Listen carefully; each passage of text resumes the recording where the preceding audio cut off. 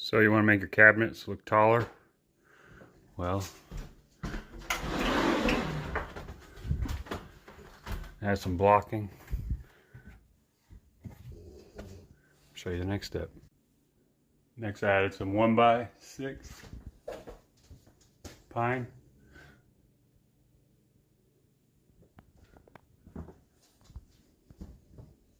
Show you the next step. Don't forget to glue your joints. Here's some decorative molding.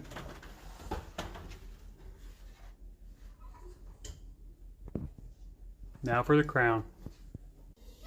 There it is, finished product. Needs painted and caulked, but sure makes the cabinets look a lot taller.